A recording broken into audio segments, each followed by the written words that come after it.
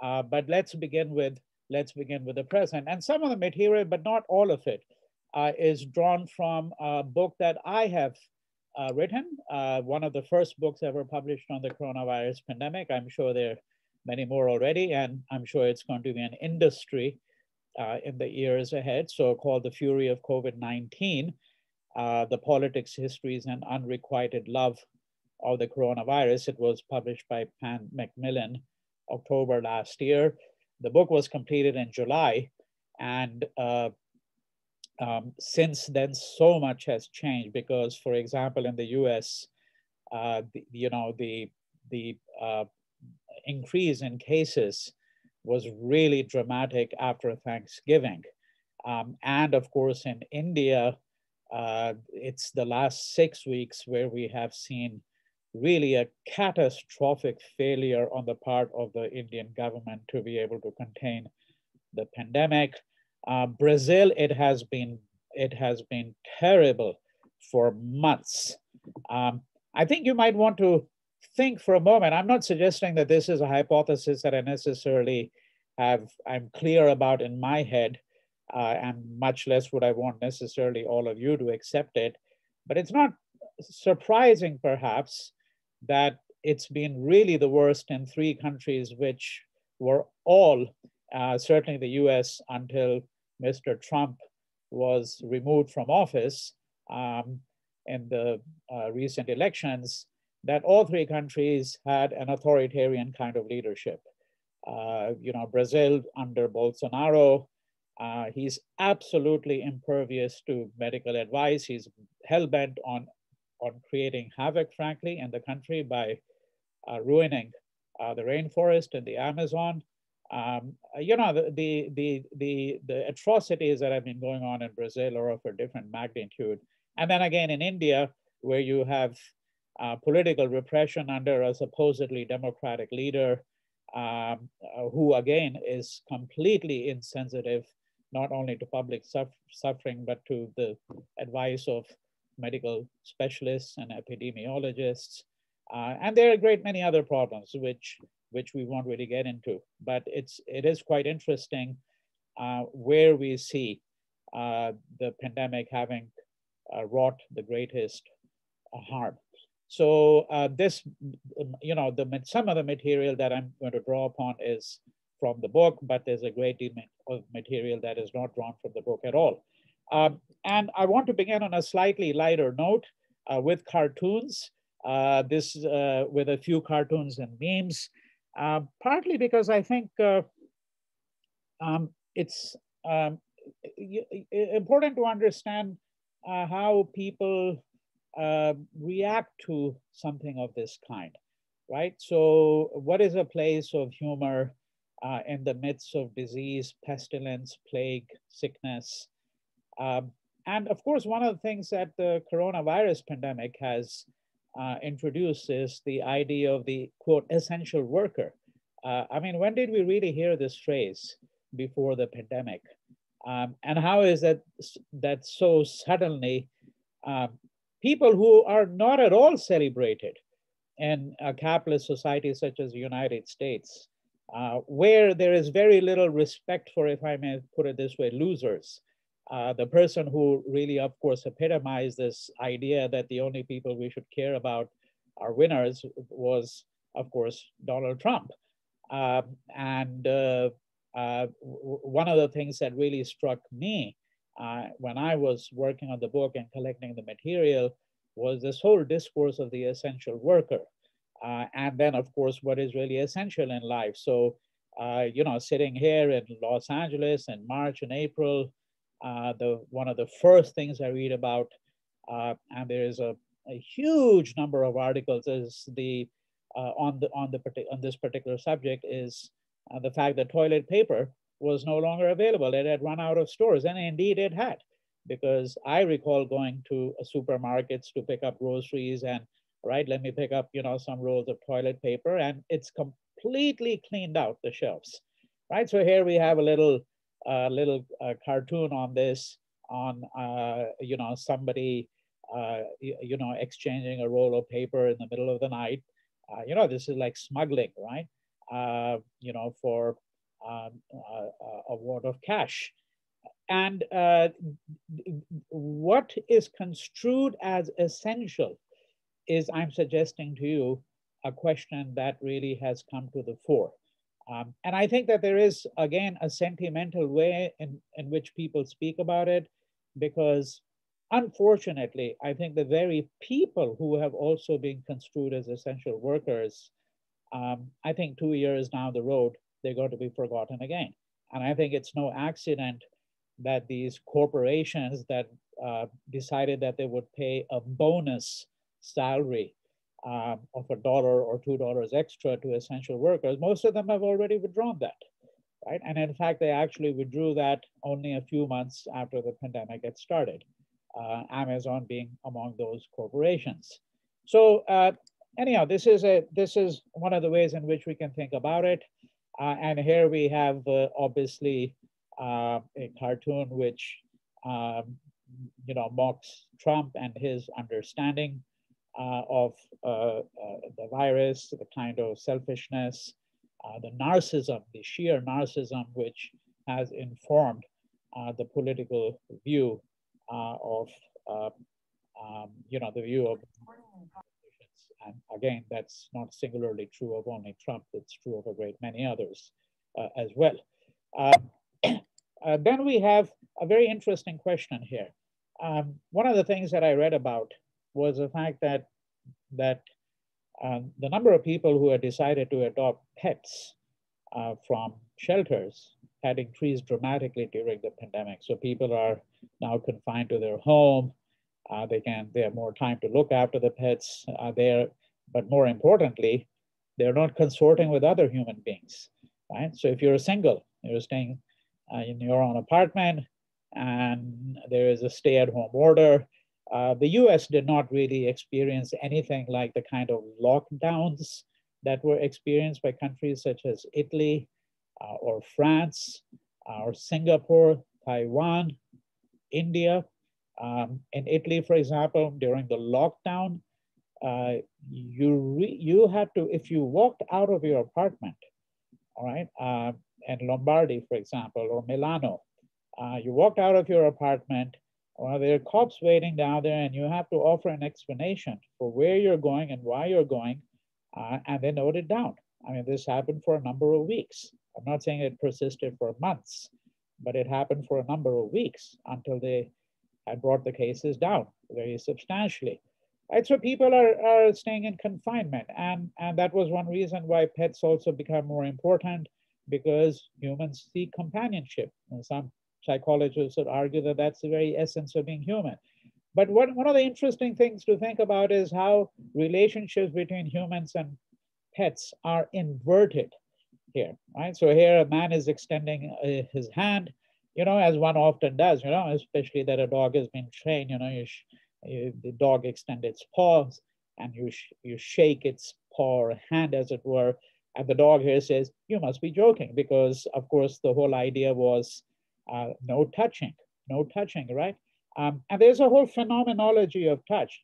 I mean, if we were doing a class in philosophy, then we would really have to look at the whole phenomenology of touch, because one of the things that the pandemic brought forth was this idea that you can't touch others. Now, to be human is to touch, and what happens when one person's skin comes into contact with another person's skin, right? What is the aesthetics of touch? What kind of emotions does it call forth, right? So, and what happens when we are unable to touch the other? So one of the most dramatic set of pictures over weeks, well, essentially really over the months, because even while the pandemic was declining in some places, it was picking up in other places. And so if you're looking at pictures coming out from all over the world, one of the most dramatic set of pictures was people who die as a consequence of the pandemic, and no member of the family can be present at the funeral, right?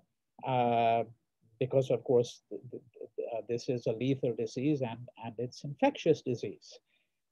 So this is part of that whole, what I'm calling the ethics and phenomenology of touch that we would have to think about as well. But here, what this particular cartoon is calling forth is, of course, the idea of inviting us to think about the relations between humans and animals. There is a hierarchical order. What happens when this hierarchical order is inverted? And this is a wonderful meme. I included it in my book. We weren't able to, for some time, I had a research assistant helping me out a bit, identify who had done this, meme really. It's a very small cartoon. But here again, you can see where the dog is saying it's for your own good. You have to stop touching your face. Because we were also asked to stop touching our face because that was one way, and rubbing our eyes because that was one of the ways in which one might be able to get infected. Now, let's go back to the historical element.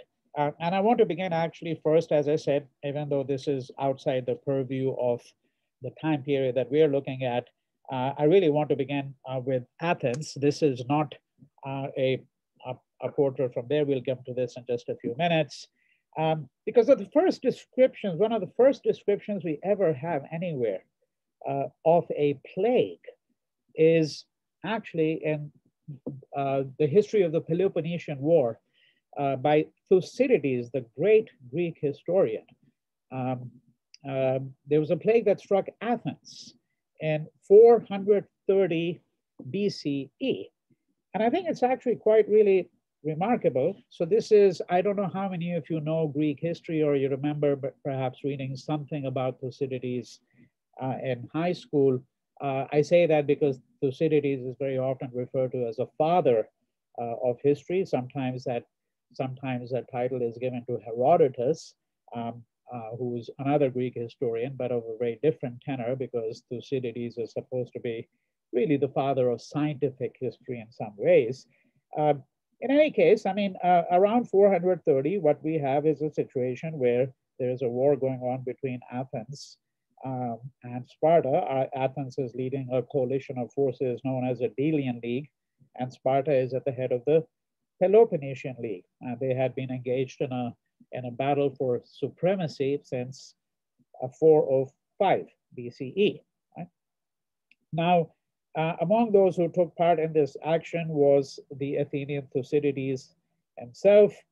And he actually gives an account of this plague which struck Athens. It appears in the portion of the book following a very famous oration. It's called the funeral oration by Pericles, who was the leader of the Athenian forces.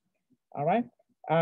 And Pericles has taken his fleet of ships out to sea. They turned back, most likely at the news of the plague. And it is here that the tradition, and you'll see why I mentioned this point, it is here that this tradition in the West of attributing the plague to the Orient or the East begins. Because what does Thucydides tell us? He says, quote, "It originated, so they say," and I'm quoting exactly from his book. "It originated, so they say, in Ethiopia, in Upper Egypt, and spread from there into Egypt itself and Libya and much of the territory of the king of Persia. And the city of Athens, it appeared suddenly." Now, this very sly insertion of the phrase, "so they say," has to be looked at seriously, because in a way, what Thucydides is doing is he's saying, well, this plague really comes from the East. And remember where the coronavirus pandemic comes from, right? That it originates in China. And then, of course, people like Trump begin to call it the China virus, entirely against the mandates that have been issued by the WHO, because the WHO some decades ago stated very clearly, the World Health Organization, that an epidemic disease or a plague should not be identified with the city where it may have first originated, because one of the consequences of doing that is it stigmatizes the people of that place. And we know that one of the consequences of calling it the China virus in the US was a sudden and dramatic increase in violence against the Chinese and against Asian Americans more widely, right?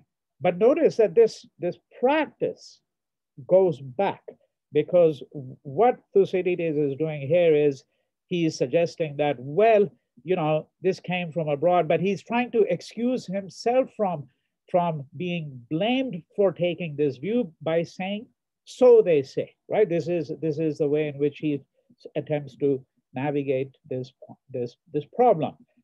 Was it rumor that sought to pin the origins of the plague to dark Africa, right? Because he says, well, it began in Ethiopia and Upper Egypt and then goes to Persia, but it's certainly coming from some other part of the world, and it's coming from the East, or it's coming from dark Africa, right? So that's where the complication is. But what's more interesting, once we start to read his account of the plague, is the kind of upheaval it created in Athenian society, right? Because he says that there were so many dead that the people were unable to carry out the funeral rites. And this is the most solemn part of Greek religion, is that you must ensure that a person gets a dignified death, a dignified funeral, right? Athens did not recover sufficiently from this plague until at least 15 years later. It is supposed to have killed 25% of the city's population, which was somewhere in the neighborhood of 75,000 to 100,000. He describes the details of this plague, of the disease, and almost clinical disease, saying that words, quote, fail to give a general picture of this disease. And as for the sufferings of individuals, they seemed almost beyond the capacity of human nature to endure. It's more virulent in Athens than anywhere else. People try to resort to all kinds of treatments. We saw this happening again with the coronavirus pandemic in the US, many other countries of the world. And most terrible of all, he says, was the sight of people dying like sheep through having caught the disease as a result of nursing others, right? But it is the social and political outcomes that are really the most ominous, as he describes them. Quote, Athens owed to the plague the beginnings of a state of unprecedented lawlessness, right? So as the plague begins to take the lives of the poor and the rich indiscriminately, Thucydides says that death seems so imminent. All honor, restraint, and even pretense at abiding by the law were abandoned. The poor take over the houses of the rich, right? And the city succumbs to an orgy of self-indulgence. A lot of people are thinking to themselves, I've only got 2 or 3 days alive. I might as well go on an orgy of sex, of food, right? Plunder people's homes, live it up. Everyone was determined to spend freely, says Thucydides, quote, since money and life alike seemed equally ephemeral. And he says, no one paid any attention to the idea of religion or the idea of law. Now, it's really a dramatic description, right? Now, historically, there are many other plagues after that. There's the plague of Justinian. There's, of course, the Black Death. And this is the last great episode I really want to look at before I move to comparatively modern times, to 1700s, 1600s, 1700s, and then to the Spanish influenza of 1918. So this is a painting. It's a miniature.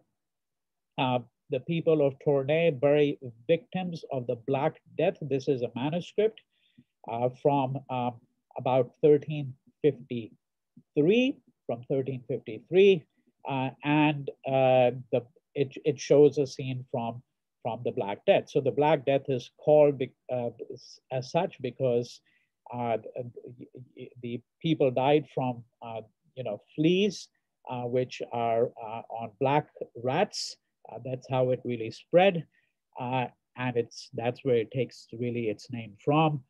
These rats come on ships as well. In fact, even the bubonic plague of 1896, that's almost certainly how it was carried to many parts of the world, to places such as India.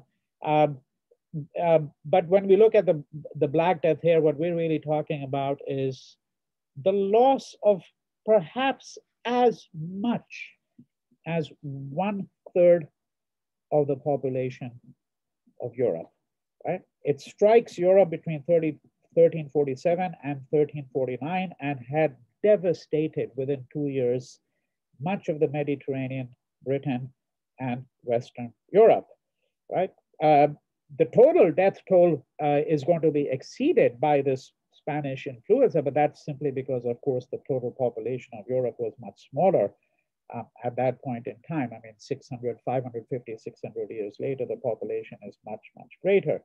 And here, once again, if you look at the literature of that time, the rumors are that this plague had supposedly arisen in China and spread through Central Asia to India and Persia, Mesopotamia, Syria, Egypt, and all of Asia Minor before reaching Europe in 1346-7. And it probably comes into Europe in October 1347 on Genoese ships, which are coming from the Black Sea port of Feodosia, also known as Kaffa, and Sicily, right?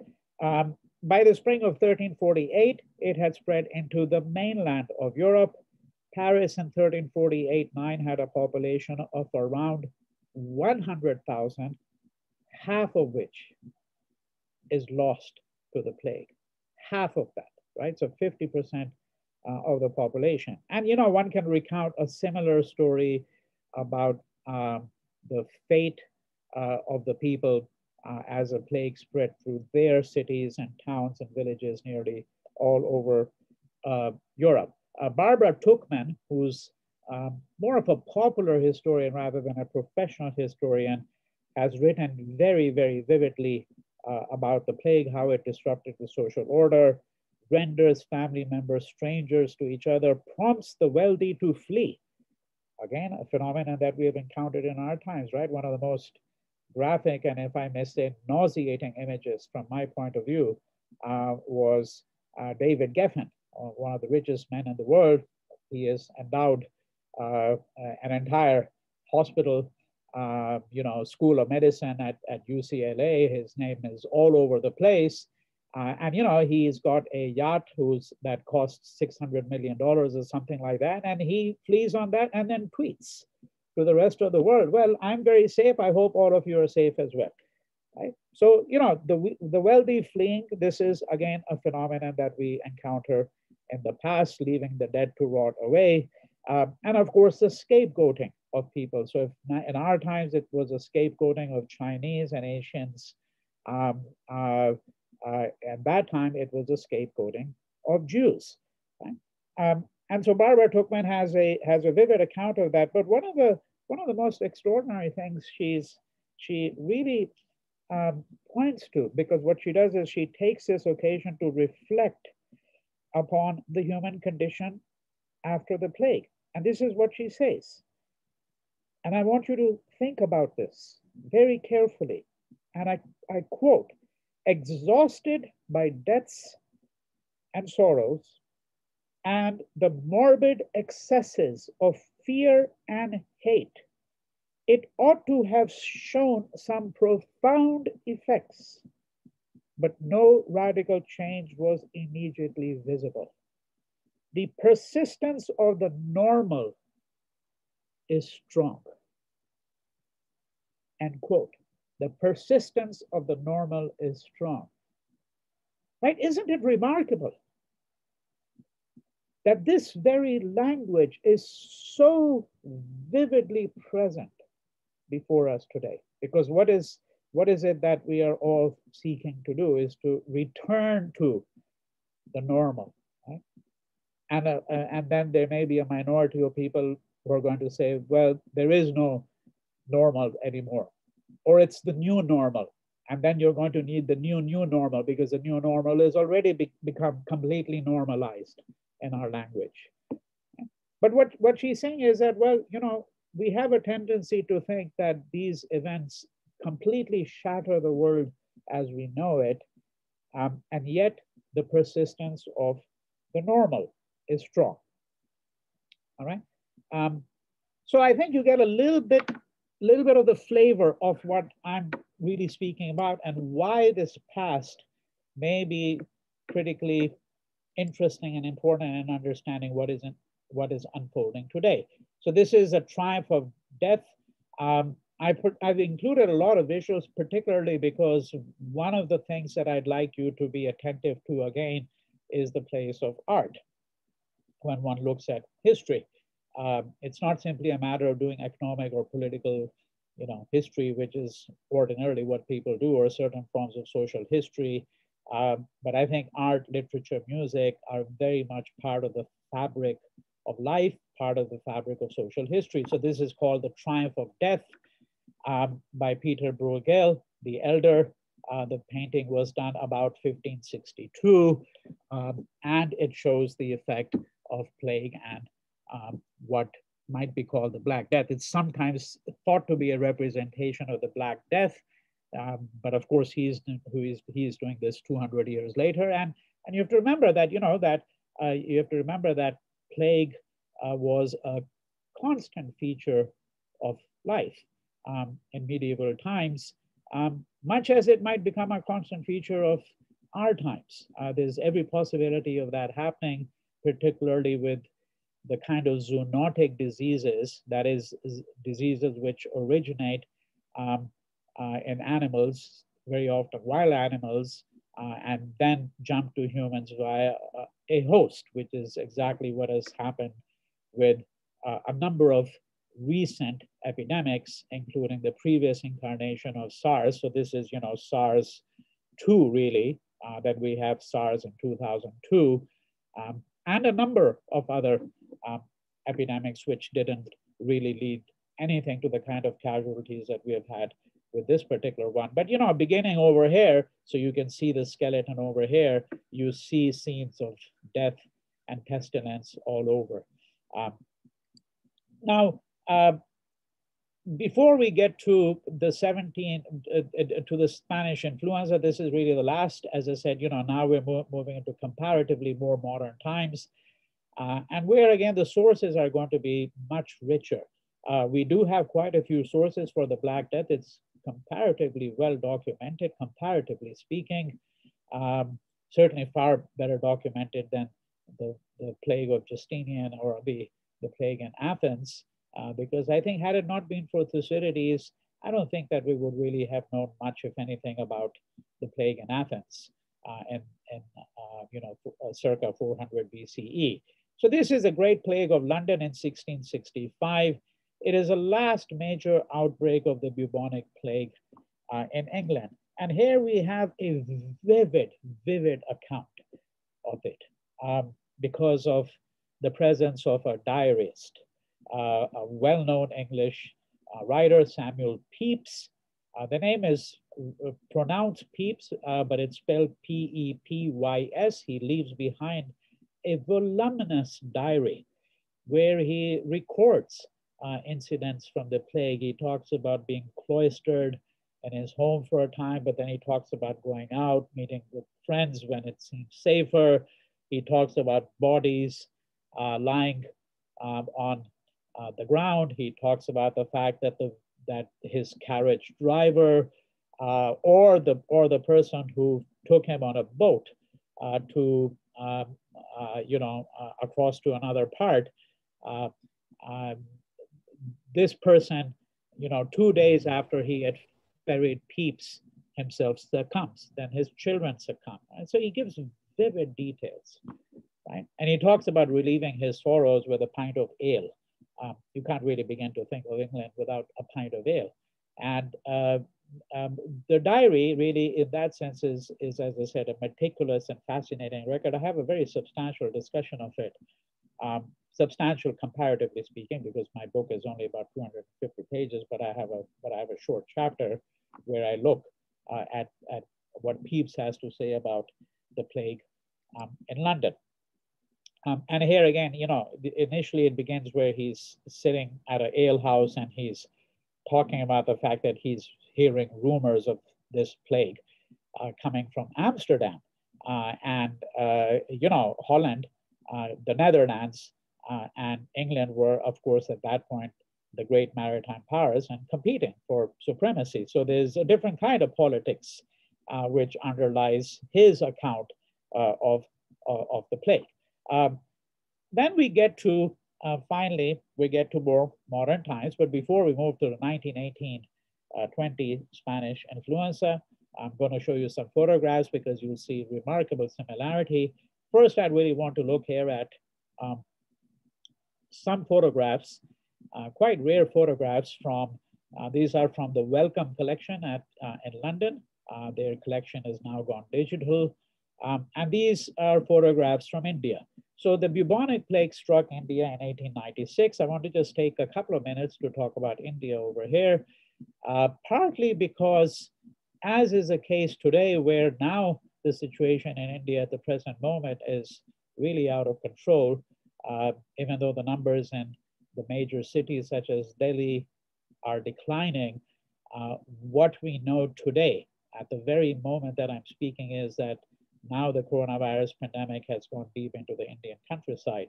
And I don't know how many of you are aware of the fact that there have been reports over the course of the last 10 days of bodies that wind up at the shore, the bodies that are floated down rivers, corpses, because people who are desperately poor no longer have the money to carry out the funeral rites, no longer have the money to buy the wood and burn the body. You know, that's what you do, right? Cremation in Hinduism, among Hindus at least. What is uncanny to me is that some of the accounts I've read of India going back 100, 125 years are strikingly similar to what I'm encountering today. So in 1896, you have a bubonic plague which strikes Bombay. That's the port of entry, Bombay, known as Mumbai today. Again, the speculation is that it comes on board ship, rats. But however it came to Western India, it spread into the countryside, into northern India, and the Punjab. And this bubonic plague has various waves. You've heard about the second wave of the coronavirus pandemic. Some countries are talking about a third wave. Well, there can be multiple waves. This may not be very encouraging news, not that we should necessarily think that that sets the template for us today, but something like this bubonic plague lasted over the course of you know, approximately 8 to 10 years. Because even in 1900, 1901, 1902, and I've read articles published in the Times of India, one of the leading newspapers in India at that point in time, an English language newspaper, and there are articles coming out in the early 1900s about the plague, so it's still continuing at that point in time. The casualties are probably in the neighborhood of about 10 million in India. Right? So that's one reason we are looking at India here for the moment, is because the fatality toll is astronomical, about 10 million. Right? And for the 1896 plague, that is the one that begins in 1896, in the case of India, we have a really detailed record. One of the reasons we have a fairly detailed record is because the British, who India was, of course, at that point under British rule, they appoint what is called the Plague Commission. And the report of the Indian Plague Commission runs into multiple volumes. Volume 5 is a volume of several million words. really. It's massive, and it gives you enormous detail. So the commissions sat down and traveled over parts of the country, interviewed people, collected data. And we have a photographic record as well over here. And the most vital thing I really want to say is this, that this plague, if you compare it to what happened in 1918 when the influenza epidemic started, which again, the country that suffered the most in the world was India. The revised estimates for how many people died from the influenza epidemic of 1918 to 20, the revised estimates are minimum 50 million people who die around the world, perhaps as many as 125 million. And India is estimated to have lost between 15 to 18 million at that time. Now, the most interesting contrast here is that for 1897, 1896, 97, 98, the bubonic plague of that time, we have a photographic record. 1918, we have almost no photograph. Almost no photograph. I mean, I've been able to locate, after an assiduous search, only one photograph from India. Right? And then, of course, you think to yourself, well, why is that the case? Because photography had been around for such a long period of time already. In fact, we have photographs from 1897 here. This is a photograph of a quarantine area during the bubonic plague. This is from Karachi, which was then in India, now in Pakistan, because it's a western part of the country, right? And this is from that Wellcome collection that I mentioned. So we have photographs from that time. 1918, we don't. One of the reasons we don't is because, in my view, this idea of catastrophic death had, in a sense, been so completely normalized, all right? That is that you know, for a half century, from 1870 to 1920, there are over 100 million excess deaths in India. Not all from the plague. Half of them are from famines. India is struck repeatedly by famines, and one of the major reasons for the famines was British policy in India. They carried out a laissez-faire policy, a free market policy, said the market will take care of this, didn't send grains to area that needed it. Right? So but that's a long story. It's a very long story. The point simply is this, that this half century was a period of catastrophic death. I think by 1918, people were completely exhausted. I think no one even really documented it because the enormity of their loss was such that it paralyzed people in a sense. Right? But whatever the reasons, we do have a record going back to 1897 here. So, and here you have a man being injected by the doctor during the bubonic plague. And again, all these photographs are from Karachi, from what was then Western India, 1897. And here people are doing their laundry, if you're wondering what this is. So they're doing their laundry at the washerman's ghat. Ghat is, you know, usually it's the banks of a river, but here it's simply a pool of water, you know, to the side here, which you can't see, and then you put the washing out because they're public washermen. They're called dhobis.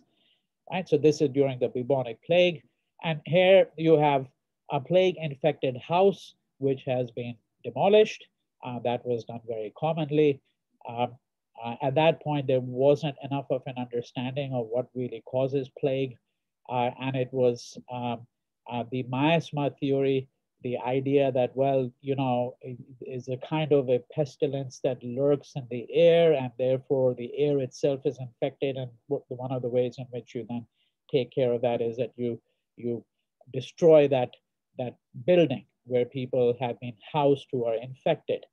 So a great many houses were torn down at that point in time. This photograph is really so striking, partly because, and I haven't included it in this slide collection here, there's a photograph from last year where a number of Indian migrant laborers who had fled Delhi after the lockdown was imposed by the Prime Minister, because, you know, they had lost their source of livelihood, so they tried to go back to the village. So, you know, they're stopped at the border between Delhi and and UP, the state there, Uttar Pradesh, and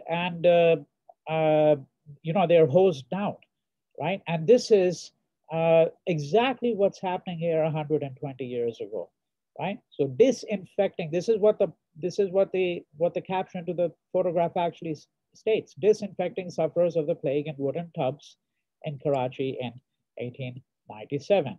And this is not from the plague, but this is what I meant by that half a century of catastrophic death. This is a family in the Deccan, 1877. Deccan is South India. These are gruesome photographs. There are a great many more from that period of time. Some of these were taken by missionaries. All right.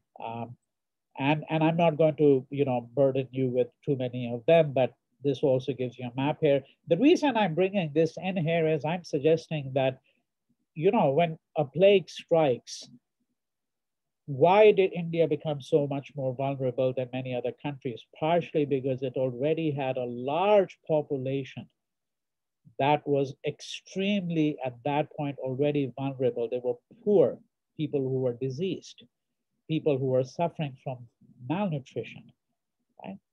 And so your capacity to withstand the shock that comes with an infection of the kind that we have either today or that we had back in 1896 or 1918 is substantially reduced. What are today the people speak about the vulnerabilities of those who suffer from comorbidities, right? So if you are terribly obese, if you're diabetic, you're much more likely to be vulnerable. Well, but if you're malnourished, you're also much more likely to be vulnerable, right? This is what we're really speaking about. And as I said, you just look at these people here, right? So you can see how famine has, if you look at this person over here, you can see the state to which a person has been reduced already. So, and this is an artist sketch of plague victims being burnt in Bombay.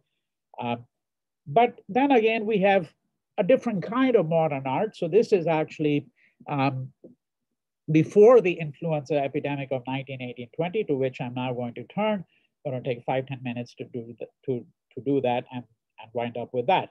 So this is a work by the Swiss symbolist painter. It's in the Kunstmuseum at Basel. The painting is actually called The Plague, where this person is sitting atop a large flying bat, and the painting is done in relatively dark colors, except for this victim who is, wearing a dress in vivid red.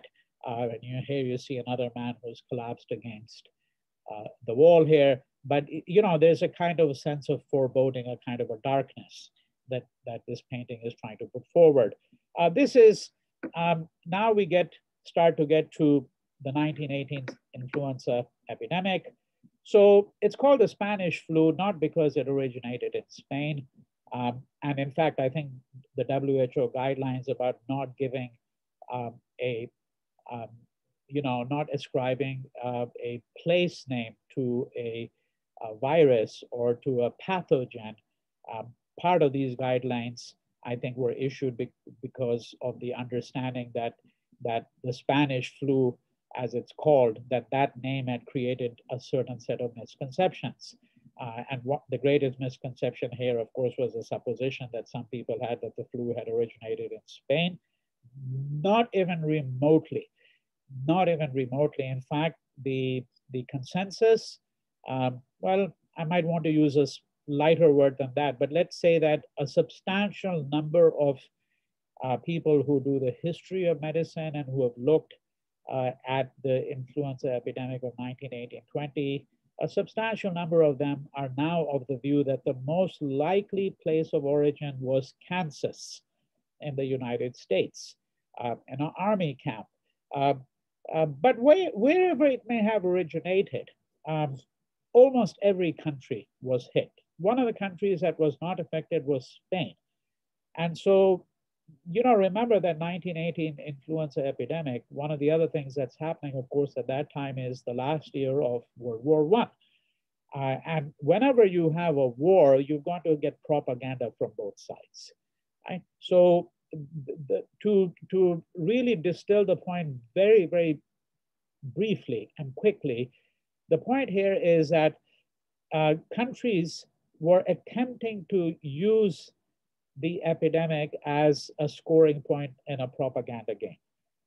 And so it wasn't clear who was responsible, whether people were being deliberately infected, as some were likely to argue.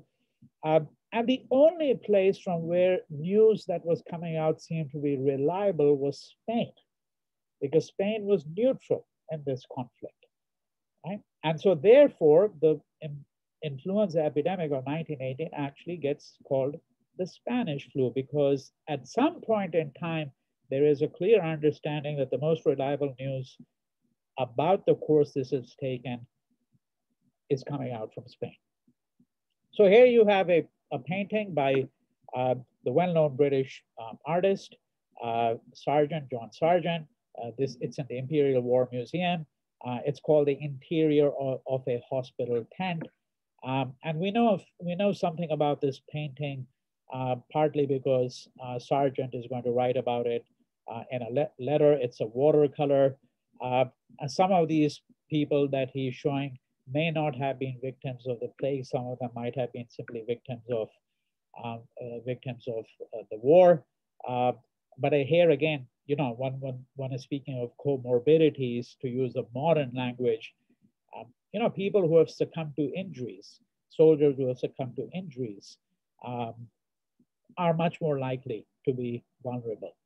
Right? That's what we're really speaking about. And again, you'd have to read the literature in great detail to see whether people who were plague victims were separate out from soldiers who were wounded by mortar shells, for example.